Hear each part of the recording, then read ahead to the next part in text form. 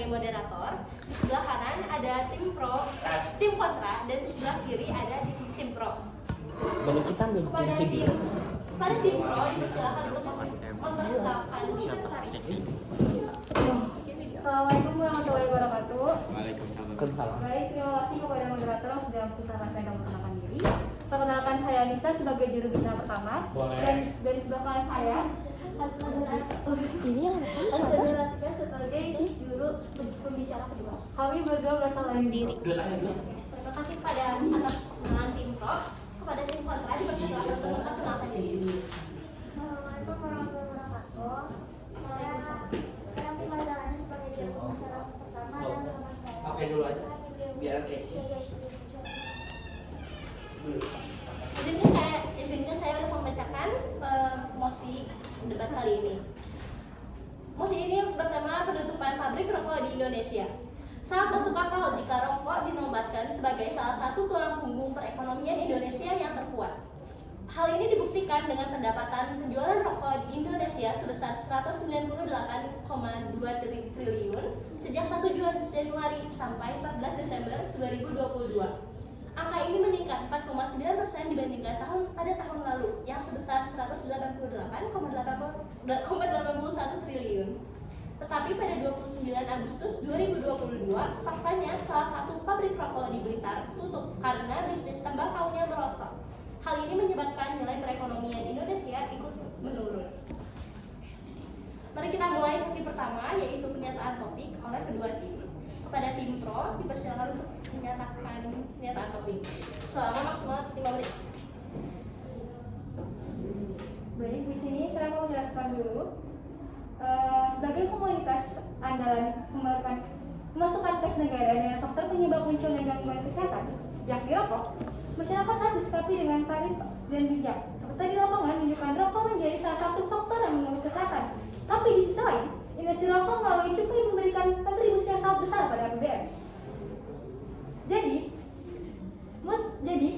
dalam data Badan Pusat Statistik BPS, jumlah pengangguran di Indonesia mencapai 8,4 juta orang pada Agustus tahun 2022. Porsinya 5,86% dari total angkatan kerja nasional. Pengangguran paling banyak berasal dari kelompok usia dewasa 20 sampai 24 tahun, yakni dengan total 2,50 juta orang. Angka ini setara dengan 30,12% dari total pengangguran Indonesia. Jadi, itu kita bisa bayangkan, dengan pengangguran masyarakat Indonesia sudah sebanyak ini, ditambah dengan penurunan pabrik rokok, maka akan menambah banyak sekali pengangguran di Indonesia. Terutama akan ada permasalahan dalam keekonomian negara.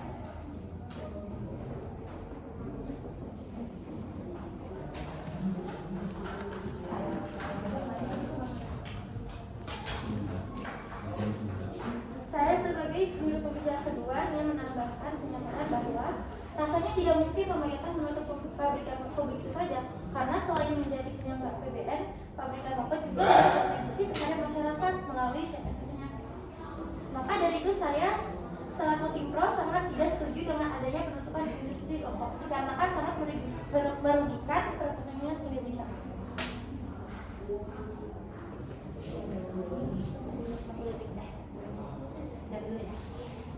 Terima kasih atas pernyataan topik dari tim pro. Selanjutnya pernyataan topik dari tim kontra, dipersilakan. Menurut kami setuju dengan mosi tersebut karena kita tahu rokok sangat berbahaya bagi kesehatan karena mengandung 7.000 bahan kimia yang sangat berbahaya yang bisa memicu kanker. Asap rokok juga menyebabkan paru-paru mengalami radang, bronkitis, dan pneumonia.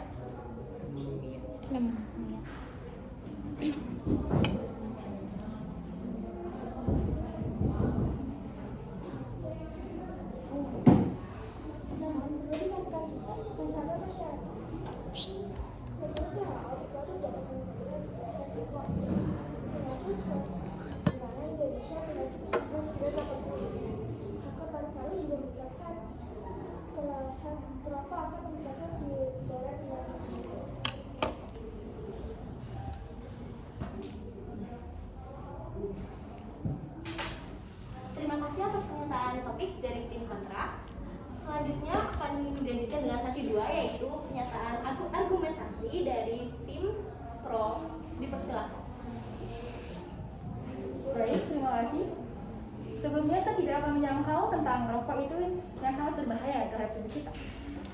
Seperti yang kita ketahui, asap rokok sangat mengandung ribuan bahan kimia yang diantaranya banyak zat beracun yang sangat menyebabkan kematian di Indonesia. Namun, di balik bahaya rokok tersebut, ada pula manfaatnya, yakni rokok dapat memberikan dampak positif berupa mengurangi stres, menimbulkan perasaan nikmat, mempererat pergaulan antar kawan, dan meningkatkan keberanian dan perasaan keberanian. Dan jika kita kaji kembali, dampak negatif dari penutupan pabrik rokok akan memberikan kerugian sebesar puluhan triliun rupiah di negara kita, termasuk akan memberikan ribuan masyarakat Indonesia yang kehilangan pekerjaannya. Kemudian, jika dikaji lebih lanjut, rokok juga sudah memberikan sebuah label di produknya, yakni dilarang merokok. Yang di mana di situ pabrik rokok tidak mengintimidasi masyarakat untuk membeli rokoknya, tapi di sana malah menyarankan untuk tidak membeli.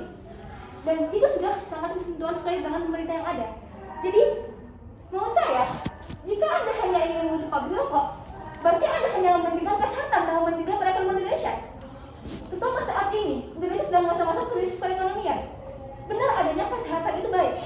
Dan menurut Undang-Undang Nomor 36 Tahun 2009, Pasal 70, pemerintah sudah memberikan sebesar 5% dari anggaran pendapatan dan belanja negara untuk melayani publik negara, terutama dalam bidang kesehatan. Hal itu saya sudah menjadi kesepakatan pemerintah dan termasuk dalam pihak-pihak pabrik rokok. Seperti yang dibicarakan, asap rokok mengandung ribuan bahan kimia di antaranya banyak zat beracun. Nah, kalau misalkan Anda menetapkan industri rokok untuk tutup, kita bisa saja mencontohkan hal tersebut seperti negara Israel. Mereka memproduksi rokok, tapi negara mereka melarang warga mereka untuk tidak mengonsumsi rokok tersebut dikarenakan akan merusak generasi mereka semua. Tetapi juga mendapatkan keuntungan pabrik rokok yang mereka buat, itu mereka ekspor ke negara lain sehingga tidak merusakkan generasi kita.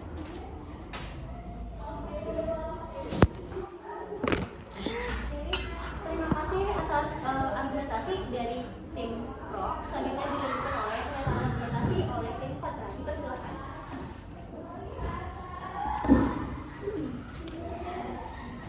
Seperti yang disampaikan oleh kita bisa mencontohkan bahwa Israel dan dua Israel, mereka melarang keluarga mereka untuk mengonsumsi rokok tersebut, tetapi mereka masih berupa industri rokok, tapi mereka ekspor ke negara lain.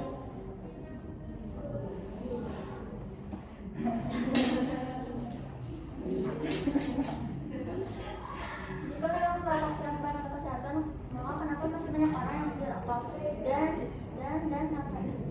seperti yang kita tahu, merokok juga bisa menyebabkan menurunnya kualitas anak bangsa karena anak akan mengikuti apa yang dilakukan oleh orang tuanya, apa yang sering dilakukan oleh orang tuanya dan akan menjadi kebiasaan. Dan masih sekarang sudah banyak anak-anak yang merokok karena kebiasaan dari keluarganya. Dan jika memang rokok adalah satu pemasukan yang baik, hasil industri tembakau yang terancam memberikan dampak buruk terhadap pendapat negara, tindakan PPN membuat anjloknya harga tembakau yang membuat para petani semakin sengsara. Maka di luar itu petani juga akan kesulitan jika harus terus-menerus menanam tembakau yang memang sebenarnya tembakau itu udah turun gitu.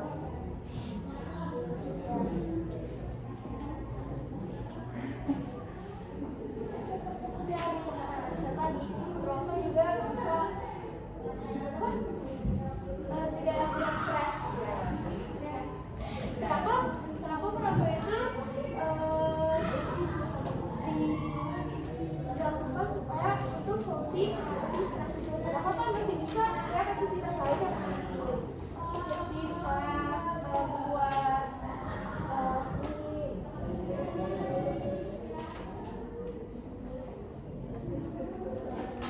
Terima kasih atas pernyataan argumentasi dari tim Kontra. Selanjutnya akan dibuka sesi ketiga, yaitu pernyataan kesimpulan dari tim Pro. Silakan. Baik, terima kasih. Tidak terasa kita sudah bisa share.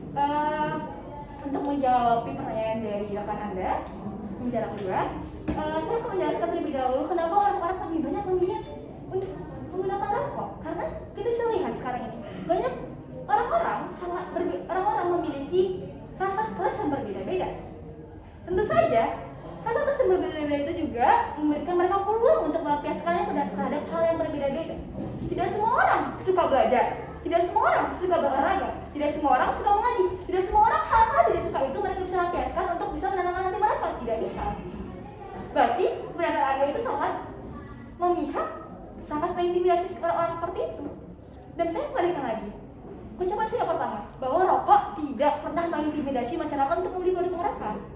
Kalau jelas-jelas di produk tersebut sudah ada label tidak baik untuk merokok, merokok membunuhmu. Kata ancaman itulah yang seharusnya bisa bikin masyarakat sadar bahwa tidak harus membeli rokok. Tapi karena keinginan dan mungkin rasa membutuhkan itulah membuat masyarakat untuk membeli rokok. Menjawab kembali tentang petani dan tembakau. Benar adanya, tembakau itu mungkin sekarang mengalami penurunan harga, kualitas produk dan lain sebagainya. Tapi balik lagi, lebih baik manakah petani yang kehilangan pekerjaannya atau petani yang merasa pemasukannya dikit tapi tetap mendapatkan uang? Petani yang menjadi tulang punggung keluarganya tidak mendapatkan pekerjaannya, atau petani yang menjadi tulang punggung keluarganya tetapi masih bisa mendapatkan pasokan uang tapi misalnya diminimalisirkan oleh pihak-pihak tertentu. Jadi kesimpulan saya dari tim Pro dan rekan saya bahwa kami tidak menyangkal bahwa rokok itu baik buat tubuh. Kami tidak menyangkal bahwa rokok itu tidak baik buat tubuh. Benar adanya rokok tidak baik buat tubuh, mereka penyakit kanker dan lain sebagainya. Tapi kami juga tidak menyetujui bahwa rokok harus ditutup karena itu sangat berperan besar dalam perekonomian Indonesia. Ketika saya harus memilih di mana kesehatan ataupun perekonomian, maka saya akan memilih keduanya. Orang miskin tanpa perekonomian yang bagus tidak juga akan mendapatkan kesehatan yang bagus. Orang kaya memiliki uang banyak belum tentu juga mendapatkan kesehatan yang bagus. Maka dari itu kita bisa mengoptimalkan kedua tersebut untuk mensukseskan negara kita. Maka dari itu alangkah baiknya jika misalnya tidak ingin membuat masyarakat kita bodoh, maka kita bisa lakukan seperti negara Israel yang tidak memperjualbelikan rokoknya terhadap generasi bangsa, tapi belikan lagi terhadap negara lain. Dan saya juga berharap penggunaan rokok juga akan semakin menurun setiap waktunya, tapi tidak memikirkan pendapatan kita. Baik, saya akan tegaskan kembali, kami sebagai tim Pro tidak menyetujui untuk penutupan bayi rokok.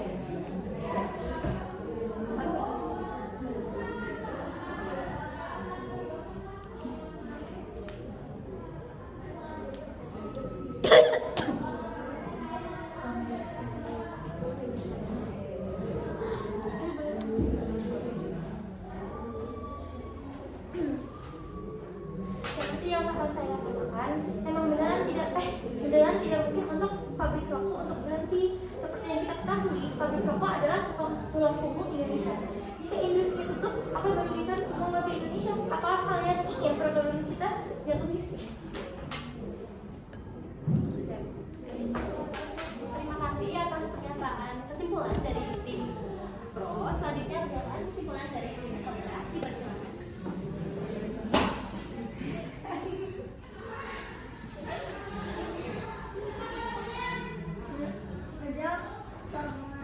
Pernyataan dari rekan Anda dari akal, jika memang pabrik rokok adalah tulang punggung bagi negara Indonesia, maka kita tidak harus menjadikan rokok itu menjadi tulang punggung. Kita bisa menciptakan kreativitas atau produk-produk yang lebih baik dari dampak yang lebih positif bagi kebaikan Indonesia dan kesehatan masyarakat. Jika memang di buku kemasan rokok tersebut ada tulisan rokok bisa membunuh, sama saja jika kita tidak membeli rokok. Apa bedanya? Pabrik rokok ditutup dan tidak membeli rokok, maka berarti ya rokok itu tidak dapat dijualbelikan dan kondisinya akan begitu saja. Dan dari kelompok kontra, kami tetap mengikuti pabrik rokok ditutup karena rokok sangat membahayakan kesehatan masyarakat Indonesia, walaupun pabrik rokok menambah pendapatan negara, tetapi tapi itu juga sangat berdampak pada kesehatan yang menggunakannya maupun orang lain yang ada di sekitarnya. Dan selain merokok, asap rokok juga bisa mempengaruhi kesehatan anak-anak dan penerus bangsa.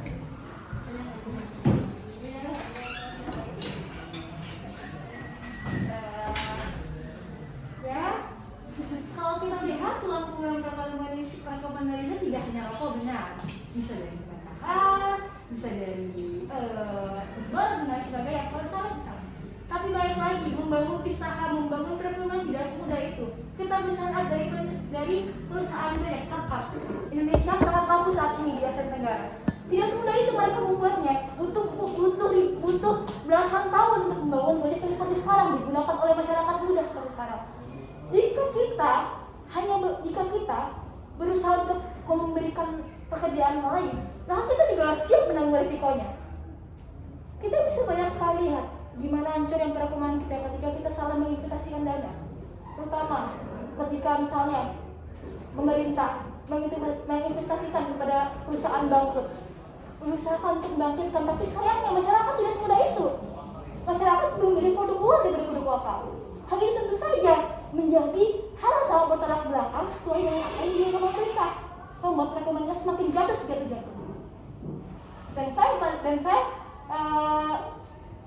saya balikin lagi bahwa saya juga tidak ingin masyarakat Indonesia banyak mengkonsumsi rokok. Tapi balik lagi, ini adalah kenyataan bahwa kita harus tetap membangun rokok. Kita harus membuka pabrik rokok karena itu kebutuhan oleh seluruh ribuan juta tulang punggung keluarga Indonesia. Dan saya tekankan kembali bahwa pemilik rokok, lebih bersaudara ya, bukan bersaudara gitu, termasuk orang berkaya di Asia Tenggara, termasuk di Indonesia. Mengapa mereka kaya? Karena mereka berhasil membuat perusahaan yang dimana dapat menjadi tulang punggung beribu-ribu masyarakat. Dan ketika ditutup, maka tidak bisa membayangkan seberapa banyaknya manusia itu bakal berdemo di Indonesia untuk mencari pekerjaan. Habis tahun 2020, pasca Covid, banyak sekali masyarakat Indonesia yang pecah. Banyak sekali masyarakat Indonesia yang tidak dapat pekerjaan. Hal itu karena apa? Karena kesalahan pemerintah sendiri yang tidak dapat memberikan layanan, tidak dapat memberikan lapangan pekerjaan untuk mereka. Sekian. Ada yang mau tambahkan lagi sebenarnya dari tim kontra ada yang mau saran sambutan?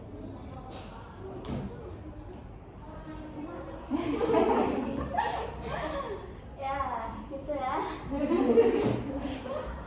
Sangat Kita bisa menusuk. melihat, walaupun kita memiliki pabrik rokok sekali itu di Indonesia, kita bisa melihat bahwa negara kita pun masih memiliki banyak utang. Ya,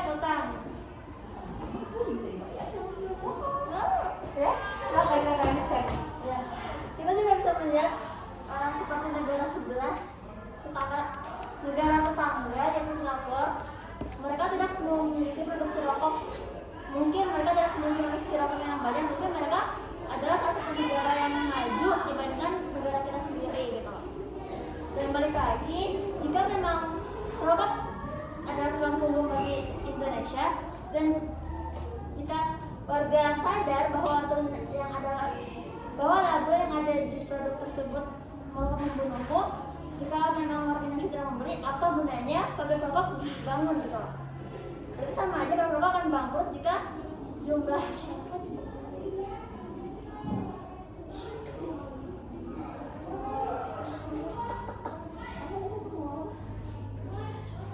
ya seperti itu. Ini syaratnya.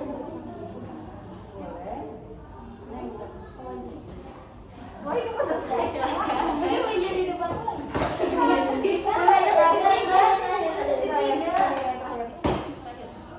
Terakhir dari Anda membanggakan negara kita negara kecil ya? Ya. Negara kita sangat luas, ribuan jutaan manusia, termasuk negara ketiga atau keempat kelima terbesar di dunia. Iya. Dengan dimana wilayahnya itu terpecah-pecah belah, berpulau-pulau tidak menyatu. Anda bandingkan dengan negara Singapura yang dari awal sudah mendapatkan sebuah kesuksesan, yang dimana mereka sudah bangun secara teratur. Sedangkan negara kita, negara yang masih membangun. negara yang masih perlahan-perlahan per step. Kalian pernah mendengar kan Indonesia emas tahun 2045, dan di mana geograf Indonesia akan mendapatkan ribuan pemuda yang dapat membangun negara. Bonus demografi. Hal ini tentu saja menjadi bonus, dan ini sedang dibangun oleh negara. Dengan utang, gimana kita membayar utang ketika kita tidak punya uang? Daun. Pabrik rokok termasuk salah satu upaya.